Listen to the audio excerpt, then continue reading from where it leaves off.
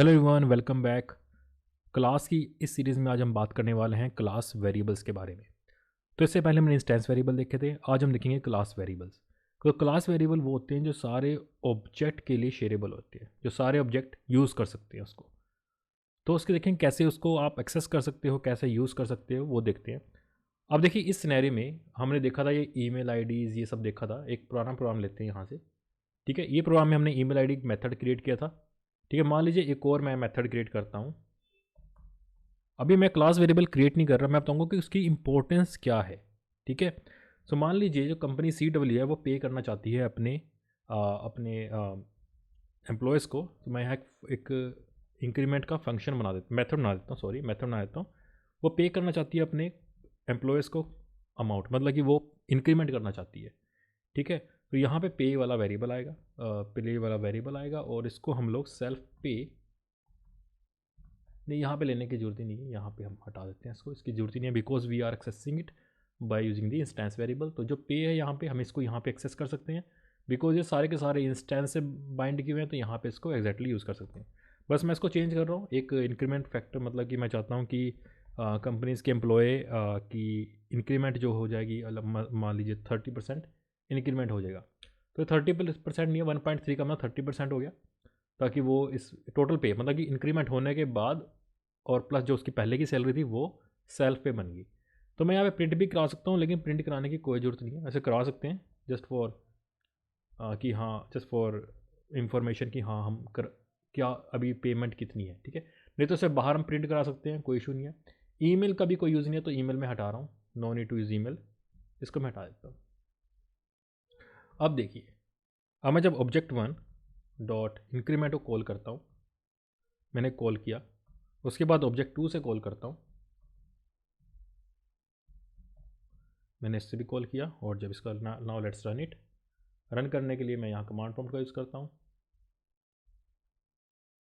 तो जहाँ आपका प्रोग्राम रखा हुआ है वहाँ जाइए, देखिए कहीं एडिटर आपको बटन भी देते हैं रन करने का, ठीक है। मैं इतना नहीं जा रहा कि आप कोई भी एडिटर यूज़ कर सकते हैं, तरीका वही है। Python class 1 increment is not defined, अच्छा स्पेलिंग मिस्टेक हो गया, let me check. Increment is not defined, oh sorry, it should be the dot। So यहाँ पर हमको मिल गया इंक्रीमेंटेड पे कि 30%, 50 का 30% इंक्रीमेंट करेंगे तो वो 65,000 आ जाएगा। तो आपको समझ में आ गया होगा कैसे हम काम कर रहे हैं। लेकिन ये जो आपने 1.30 लिख दिए, ये आपने हार्ड कोड कर दिया है। अगर आप इसको हार्ड कोड करते तो ये अच्छा वे नहीं है कोडिंग का। तो अब ये सबके लिए अप्लाई हो रहा है। तो इंस्टेंस वेरिएबल भी आप बना सकते हो कि यहाँ पे आपने इंस्टेंस वेरिएबल भेज दिया, लेकिन फिर आपको ऑब्जेक्ट 2, ऑब्जेक्ट 3, ऑब्जेक्ट 1 सबके लिए करना पड़ेगा। तो इंस्टेड मैं एक क्लास वेरिएबल डिक्लेयर करता हूँ यहाँ पे। कई बार जावा वगैरह में इसको शायद स्टैटिक वेरिएबल बोलते हैं। तो यहाँ पे हम लोग लिख देते हैं लाइक इंक्रीमेंट, मैं बताता हूँ इन INC फैक्टर, जस्ट एक नेम है INC फैक्टर 1.3, ठीक है। मैंने यहाँ लिख दिया। अगर मैं इसको एक्सेस करना चाहता हूँ, मान लीजिए मुझे एक्सेस करना है, और आपने मान लीजिए इसको ऐसे लिख दिया, ये लिख दिया यहाँ पे, ठीक है। अब आप इसको रन करते हैं, देखिए क्या होगा। सो देखिए एरर आ रहा है। यहाँ पे एरर क्यों आ रहा है? यहाँ पे तो आपने लिख दिया क्लास वेरिएबल, ये तो था क्लास वेरिएबल की डिक्लेरेशन, फिर आप इसको एक्सेस क्यों नहीं कर पा रहे? क्वेश्चन है कि आप इसको एक्सेस क्यों नहीं कर पा रहे। देखिए अगर आप इसको ऐसे लिखते हैं ना, तो इसका मतलब तो है कि आप इसको as a local variable declare कर रहे हो, तो जाके तो ये चल जाएगा, नो इशू। कि अगर आपने ऐसे लिख दिया लोकल वेरिएबल, तब तो चल जाएगा एक लोकल वेरिएबल की तरह। तो देखिए चल गया, यहाँ पे एक लोकल वेरिएबल की तरह वर्क कर गया।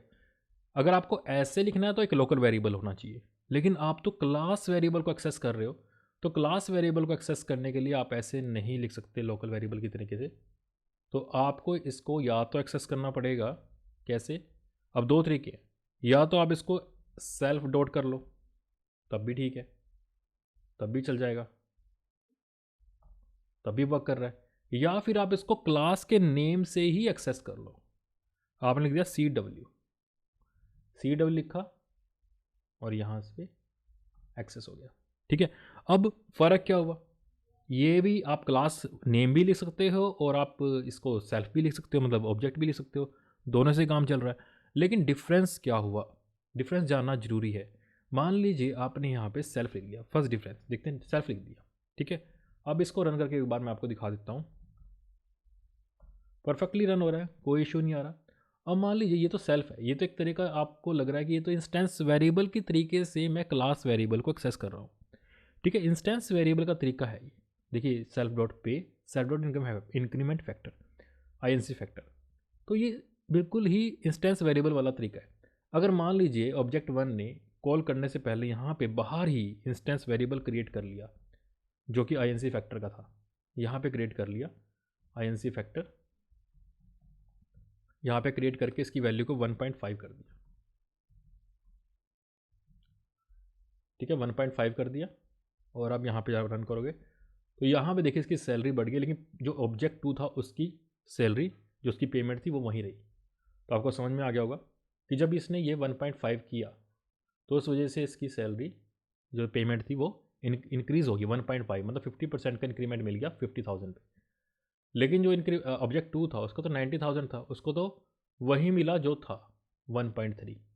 तो यहाँ पे ये इशू हो सकते हैं कि जब आप क्लास वेरिएबल को सेल्फ के तरीके से या फिर ऑब्जेक्ट के तरीके से, इंस्टेंस वेरिएबल के तरीके से एक्सेस करोगे तो उसमें ये इशू आ सकते हैं, ठीक है।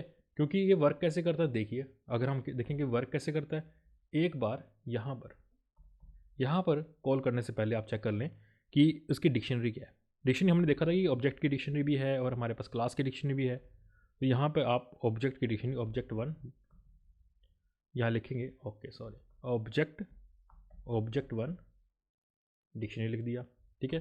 फ्री प्रिंट लिखेंगे, फिर आप लिखेंगे ऑब्जेक्ट टू की डिक्शनरी, फिर हम लिखेंगे क्लास की डिक्शनरी,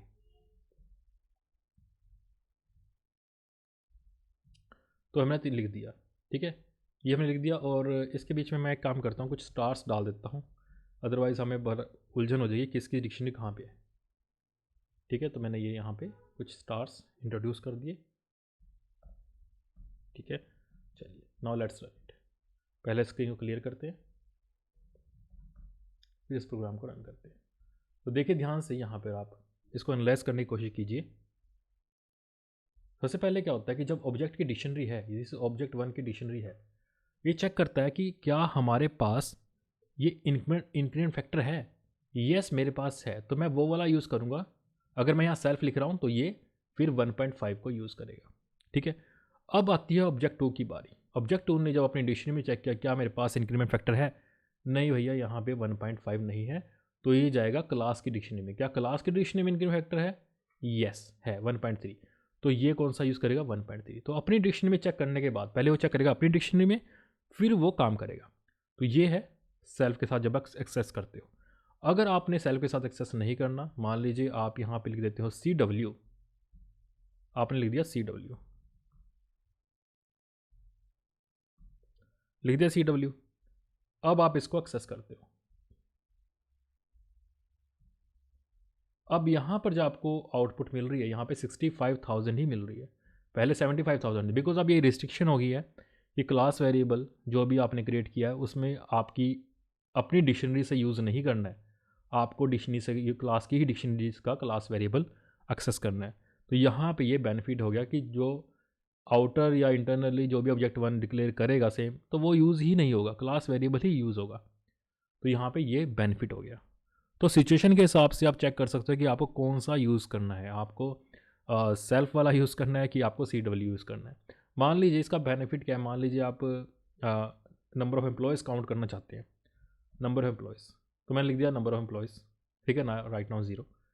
और जब भी ये कॉल होगा तो यहाँ पर मैं लिख देता हूँ CW dot number equal to CW dot number +1, उसकी वैल्यू 1 इंक्रीमेंट हो जाएगी। और वो आप प्रिंट भी करा सकते हो, प्लस होने के बाद आप प्रिंट करा लो, कितनी रहेगी CW डॉट नंबर, तो मैंने यहाँ पे प्रिंट करा लिया, ठीक है। अब देखते हैं क्या रहता है। तो यहाँ पे 2 आ गया एंड में, तो पहले जब एम्प्लॉय ने कॉल किया तो 1, तो दूसरे एम्प्लॉय ने कॉल किया तो ये। अगर आप, मैं मान लीजिए जस्ट इमेजिन कि एक और एम्प्लॉय हो जाए यहाँ पे,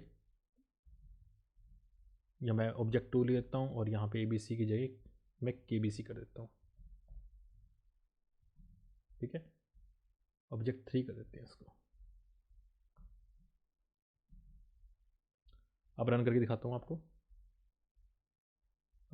एरर है, अच्छा ब्रैकेट रह गया। तो यहाँ पे देखिए 1 2 और यहाँ पे एंड में 3 आ गया, बिकॉज ये एंड में कॉल हुआ, तो 3 एम्प्लॉयज़ आ गए आपके पास। तो आई होप आपको समझ में आ गया होगा कि क्लास वेरिएबल क्या होता है और क्लास की अपनी डिक्शनरी का क्या इंपॉर्टेंस है।